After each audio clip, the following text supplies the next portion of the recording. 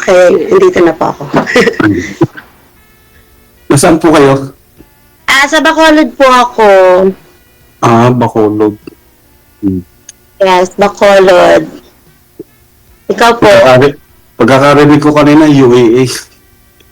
Sa Pilas pala. Sa Pinas. Maulan ba din sa Pinas? Paminsan-minsan ngayon sa amin. Dito pa na yung ulan eh. Hindi na makatok. Nasa Vietnam. Oh, Vietnam. Vietnam. Nag-work kayo doon. Nag-work. May asawa po kayo. Dati meron. Hiwalay. Si Balay na, matagal na.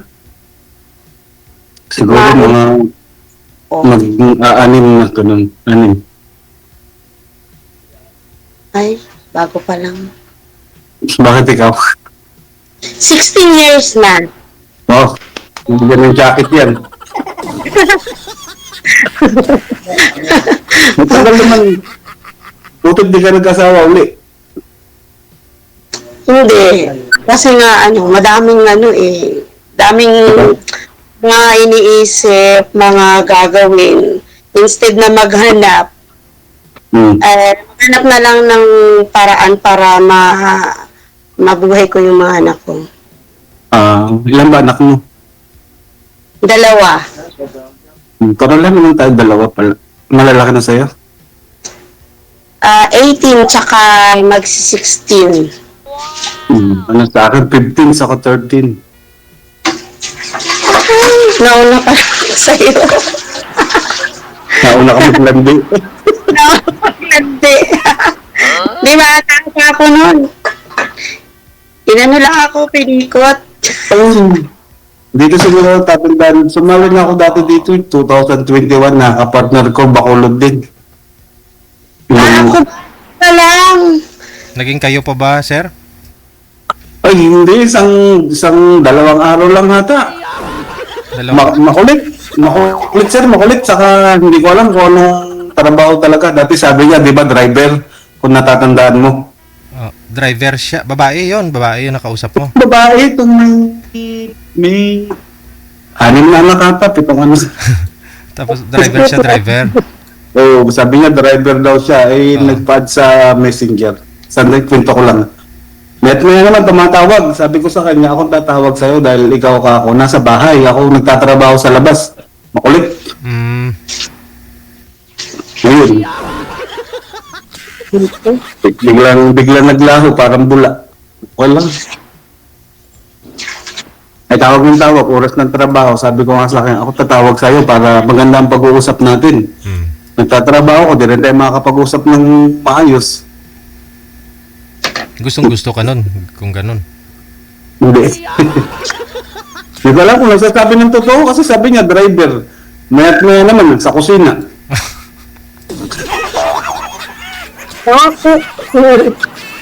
Ano po ma'am?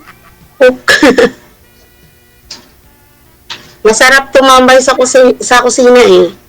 Mga taba. Oo, tama. Masarap, nakakataba. Oo. Ilan taon na kayo ma'am? 40. Tanda pala ako sa'yo ng 6 na taon. Hindi lata. 46 na ako dito sa November 23, invite ka. Saan ba yung sa'yo? Sa Pinas? Sa Bataan, Tagalog. Ha? Bataan. Bakit ganun? Wala na bang ibang lugar? Bakit? Yung dati mong asawa, taga Bataan? Yes. Yung sa Bataan? Pwede lang yung silin. Hindi nga, saan sa Bataan? Sa Hermosa. Malayo. Hermosa pala. Sa Bagak. Sa Bagak. Ay, lapit lang din. Pero nanonood ngayon yung mga tita ko. Nasa, sa Shoutout dinalakihan. mo. Shoutout mo. Shoutout sa mga taga-Hermosa dyan. Pinsan. Sa sister ko. Nasa Bataan sila. Ang galing. Saan ka? Nasa Hermosa sila. Sa Dinalupihan. Pinalupian. Malapit lang pala. Malapit lang. 1 oras lang. 2 oras lang pa uwi. Diba? Malapit lang. Diyan ako dati nag-work hanggang Morong. Ikaw, kakarating ka ng Mulong? Oo. Saan sa Nagbalayong? Sa yung resort dyan dati na ginawa ng boss ko sa lagpas ng Las Casas, Pilipinas, di ako Sara. Nakarating ka din doon sa Las Actually, Casas. doon ako na-accident noon. Bakit naman yung trabaho mo doon dati? Sa construction site ako noon. So, bali, nagkakantin din ako doon. Nagkakantin ako sa construction site, saka nagpipero din ako sa company. Anong taon ka nagkantin sa Akosar? Way back mga 8 years ago yata yun. Mga kapatid ko, baka nakatikim ng luto mo. 2 kapatid ko lalaki nagtrabaho doon sa Akosar eh. Sa mga patrabaho doon. Pero nagtrabaho din ako sa nagkantin din ako sa loob ng Ecozone. Ecozone. Sa Hermosa. Hindi ko na alam yung hindi ko na ganong alam yun. Dito lang ako, parting Morong, yan. Pero sa Hermosa, parting Balanga, Lana. Nakakarating. Pero hindi rin nagkatagal. Ngayon nagtagal kong nag-social media. Ngayon na ako nakahanap ng yung nakakilala na taga-Bataan. Ano po nangyari, ma'am? Ba't bumalik po kayo dito sa Bacolod? Iniwan mo yung Butaan, ma'am. Bakit ho? Bataan, sir. Bataan.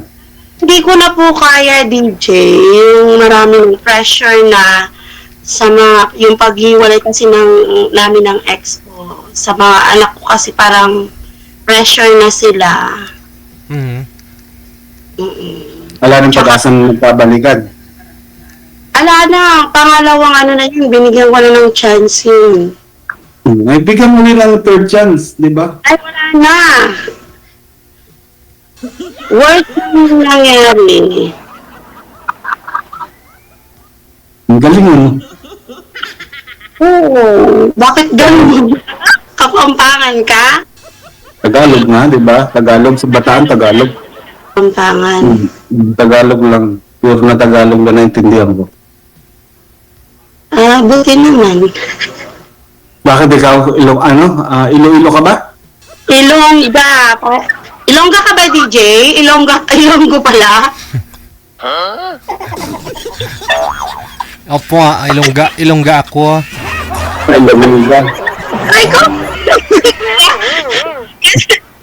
Alam mo yung napanood ko kasi si DJ, gusto ko yung yung accent niya na nagtatagalog tsaka Ilonggo siya. Kaya sabi ko, sali nga rin ako sa ganyan. Ngayon wala di ba sumali dito? First time mo? First time. Oo. Ikaw? Pangalawa na. Kaya lang matagal. 2021 nga. Pandemic pa ba yun? Yung kinukwento kong driver daw siya. Pero kaming drivers. Pati siya naging driver din eh. Siguro kung nakausap yung karpintero, baka karpintero din yun. Sa Vietnam. Sa Vietnam. Para din Pilipinas dito. Para ka din lang sa Pilipinas. Asia kasi. Yung iba ho, sir, yung mga Vietnamese nga, dumadayo pa sa ibang bansa para magtrabaho, no? Pero ikaw, ba't dyan po kayo napadpad? Kasi nga, sir, nagtatrabaho ako dati sa Olongapo, driver ako ng Koreano. Mm. Sa ducting dati. Mhm. Eh, nawalan ng kontrata tong Koreano bago pakilala niya ako sa isang Koreano na kaibigan niya sa Cebu. Mhm. Pinapunta ako ng Cebu. Pagdating ko naman ng Cebu, isang linggo pa lamang nagkaroon ng meeting. Sabi ng Koreano, sino may passport sa inyo? Dahil may passport ako ng bago tiga Olongapo. Sabi niya, dadaling ko kayo sa Cambodia. Magtuturist kayo sa Cambodia. Ay, first time, malang kalam. Pagdating namin sa airport, pareho kaming dalawang hold ticket sa pasok. Wala kaming na hinahanapan kami ng mga supporting paper, mga company, gano'n ay tourist lang. Mm.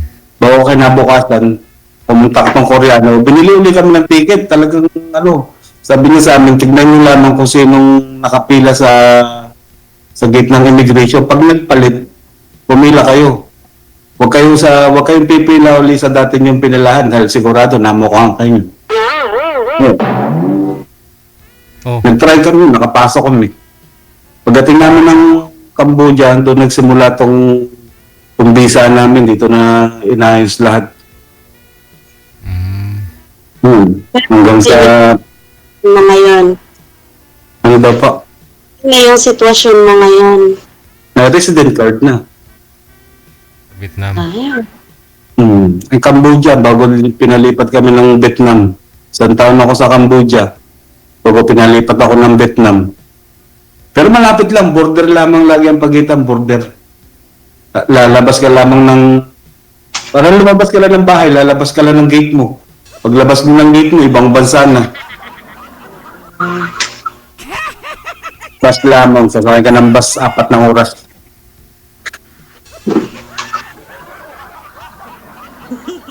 Ganda ng buhok mo, nagpariban ka ba, ma'am? Hindi ah. Ko nga ay parang munat. Kasal po kayo dun, ma'am? Kasal po kayo dun sa dati niyo pong kinakasama? Tatay po ng mga Hindi. mo? Oh. Hindi. Ikaw, sir? Hindi rin. Ayun, pwede. Talaga? Mga kaon na naman ng baboy. Hindi nga, walang halong biro, walang halong marites. Bakit ba hindi? Bakit ba hindi ka nag-offer ng kasal o ano? May mga bagay na hindi pa nakahanda, kaya ayun, dumaan tong araw, buwan, taon, hanggang sa wala na rin. Bakit hindi ka inuperan ng kasal na asawa mo dati? Hindi ko alam. Alangan naman ako yung mag-offer. Kaya nasabi ko sa'yo, kung hindi nag-offer yung dati mong asawa, hindi ko naman sinabing ikaw nag-offer eh. Hindi. Kasi nga, kung pwede nga lang na ako na lang mag-offer. So,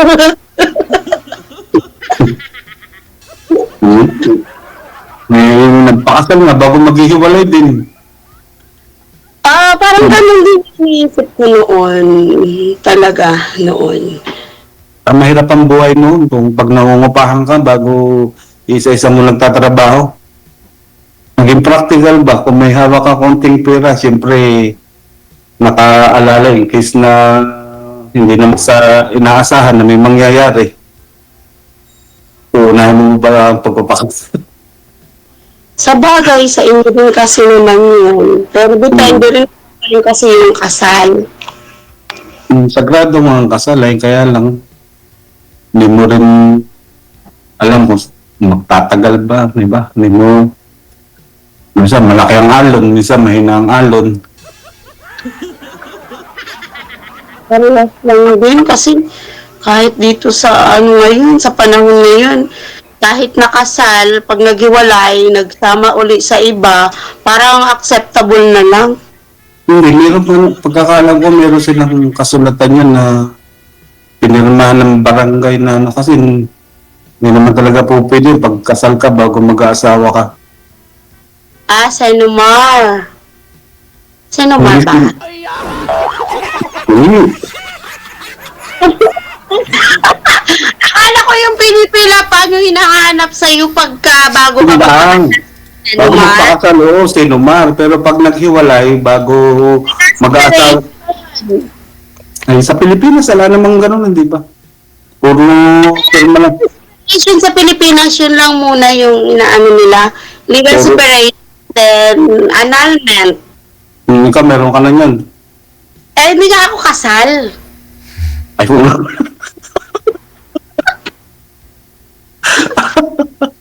Hindi ka nga pala kasal, ano? Kailap sa akin yung kasal. Oo. Ay, Pero ho, nagsusupport po yung tatay sa mga anak niyo, ma'am? DJ? Nagsusuporta. Yung... Hindi. Yun lang. yun lang. Hindi talaga as in hindi.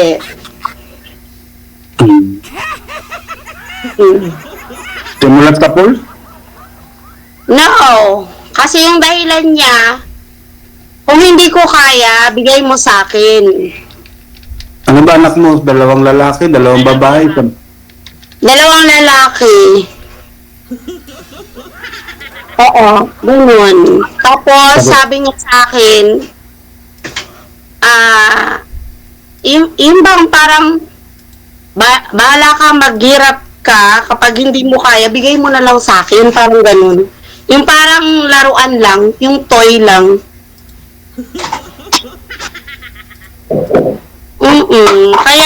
Kaya na ano akong mag-asawa or ano. Kasi yun yung experience ko. Para experience mo, hindi naman natin pwedeng baguhin ang experience mo. Yun ang nangyari sa'yo eh.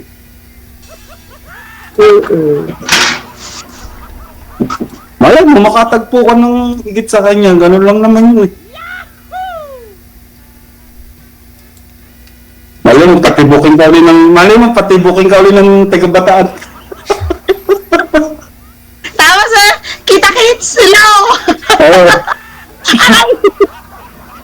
Mag-reunion na lang tayo sa Balanga para hindi halata. Aray ko. Balang. Ay, naku. Pero dati dala ka din doon.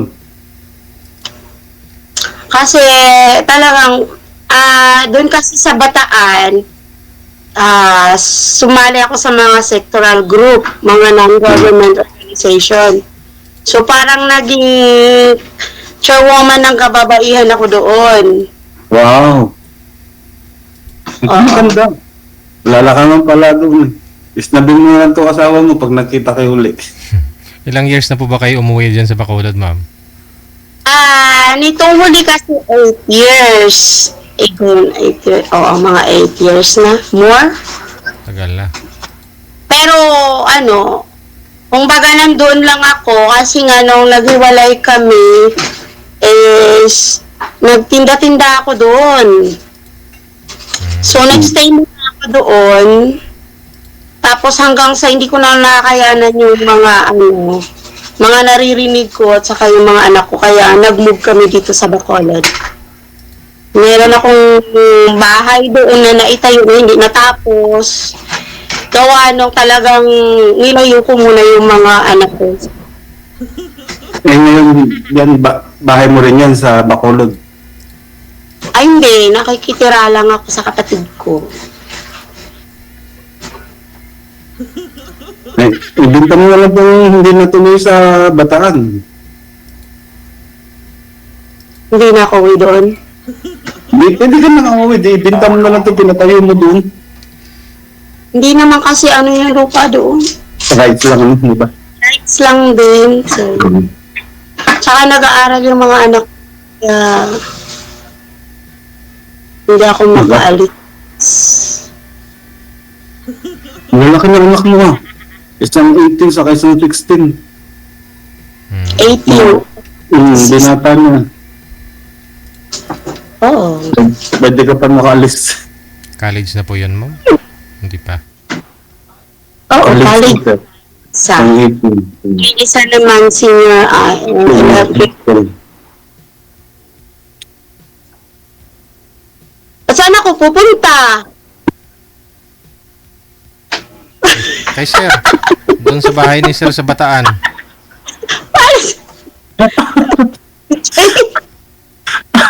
Patay ng Bataan, magalatay sa Hermosa. Aray ko. Ano yung mag-reunion? Masaya. Sabi ko nga, mag-reunion sa Balanga eh. Ano mo yung dati mong kinakasama, taga-Bataan din mo? Hindi, taga Maynila, sa Taguig. Nangutahan kami doon bago malayo ang trabaho ko. Sa isang buwan, 3 beses. Yung mga anak mo, nasa sa'yo or... Nasa amin lang, sa Bataan. Ay, talaga? Laka na, 15 lang yun, bago nga 13 na. Maganda. Kasama ko. Ayun, siyempre, nung maghiwalay kami, sabi ko, sige, maghiwalay tayo, pero sa akin itong mga bata. Eh, siguro, nabigla akong oo niya, ay sabay alsabalutan, uwi. Medyo mahaba kasi yung ano ko, tali ko kaya medyo nagka-second chance pa. After namin unang hiwalay, 5 years, nagkabalikan kami for only 1 year. Ay, sa amin, wala na. Less than 1 year kasi after 5 years, then nag-usap kami na magkabalikan kami alang-alang sa mga bata. Then sabi niya, 1 year na lang ako dito sa abroad kasi abroad sa pag-uwi ko. Yung pag-uwi niya, that was 40 days only. 40 days kaming nagsama na magkabalikan. Tapos balik niya, sumpul na naman ulit. Walay na naman. Ang ganun talaga. Normal, pakiramdam ko, normal na sa atin sa Pilipinas eh. Even na babae ang mag-abroad. Pag ang babae ang nag-abroad, buong pamilya nang alis, 1 buwan, 2 buwan, maghihiwalay. Ganon din sa lalaki. Pag ang lalaki nag-abroad, ganon din, maghihiwalay. Pero hindi ko alam kung may mga anong issue. Pero nangyari na okay na. Okay na, di ba? Move on na. Move forward na. Nakakapag-lipstick na nga eh. Oh. Kung talagang nag-lipstick ako sabi ko sandali, mag-lipstick muna ako. Naiya ako sabi ko pa naman, makikita ko si DJ, tapos nakasara yung ano niya, camera. Sasaing si DJ.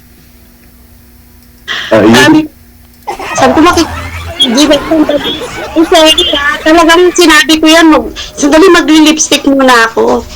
Sabi ko gano'n. Tapos nag-invite pa ako DJ May manood. Nanawagan pa ako. Ako. Nanawagan ka. Saka nanawagan, baka sa Bataan ka din nanawagan. Saan pa ako nanawagan? Kasi nandun sila ngayon. Nanonood po ngayon, ma'am. Nanonood ngayon. Dinalupihan Bataan. Baka mabas tayo niyan. Family. Ano apelido? Lagman. Shoutout mo. Hindi, alam na nila. Alam na nila. Ay, sama mo na dito. Invite mo na dito sa usapan natin para masaya. Reunion.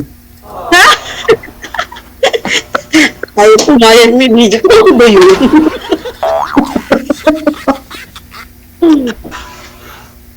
Baka ho, ano pa ho yan, ma'am? Mga kamag-anak po pala ng asawa mo yun. Oh, relatives talaga, sir. Relatives ng asawa niya.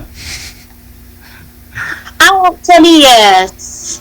Isa sa mga relatives ng ex ko, ano masasabing asawa Ex. Anak ng mga, ama ng mga anak ko. Yun lang. Sa 8 years, ma'am, nahiwalay o hindi pa ho kayo nagka-boyfriend? Talaga? Hindi pa. So, anong pong pinagkakabalahan niyo po dyan sa Bacolod? Trabaho mo? Part-time lang yung work ko kung ano lang. Model? Ano?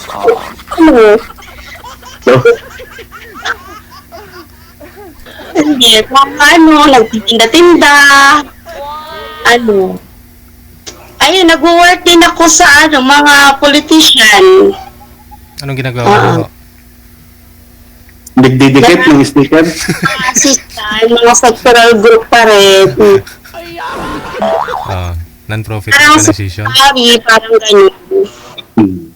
Assistant, ako yung mga nag-affiliate or nagpapacilitate sa kanila. Naku, Sa mga- malat mo pa. Pakipatawag ka sa Senado niya, magulo pa naman sa Senado ngayon. Kaya, masyado na magulo yung buhay ko. Mga nagiba ng baha. Hmm? Pero wala akong work ngayon. Ikaw? Hindi ka nalang mag-abroad. Oo, sa Vietnam na lang. Pwede naman. Pag i-hire ka na, sir. Invite kita. Kaya invite mo din ako sa Bataan. Yun o. Hindi na ako sa Bataan nga eh. Oo nga pala, no? Mas maganda dito sa Bacolod. Makulod. Kasi mga malalambing mga tao dito. May tsuhin ako dyan sa Bacolod ka lang. Hindi ko alam exactly address. Kanyete.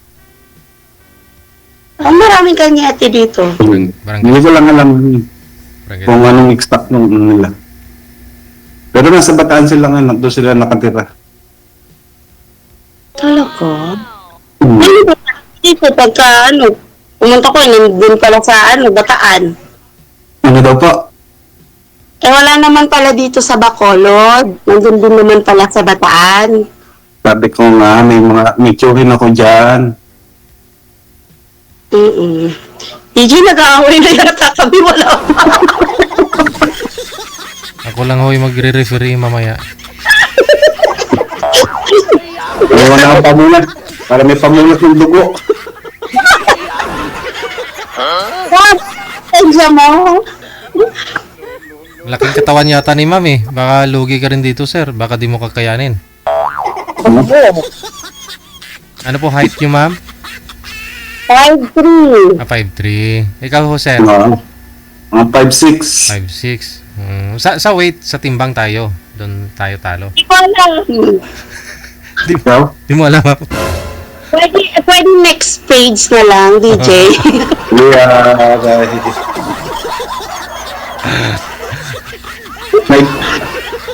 DJ? Next page na lang. Sige. Next chapter, pwede na yun. Hindi mo mahalata ka, di ba? Yun yung pinaka-sexy daw ngayon eh. Chubby. May kamukha ka nga, yung vlogger. Sino, May kamukha ka lang. sino yun? Tom Sir, itong natawa dati ni Tom Sayer. Hindi ko nga po alam. Hindi ko kilala yun eh. Kamukha ng asawa ni Tom Sawyer. Doon dati kahawig niya. Mm, Ganyan din ang mukha. Hugis papaya. Paya. May tumatawag sa akin ko. Tumatawag yung ex mo, ma'am? Tumatawag ka ex mo. Ko, kasi nag-uusap nga kami, sabi nga, nandun yun sa Bataan yung ate ko, kukuha daw ako ng ticket. Binubuli nila ako, baka daw makita ako ng ex ko or ganun. Babae. Kasi minsan lang din pumunta ng Bataan yung sister ko. So, nakontak nila yung kapatid kong kukuhanan ako ng ticket, pupunta lang akong Bataan. Ayaw pumayag ng mga anak ko. Sabi ng anak ko, siya na lang. Napaka-landing yung anak ko.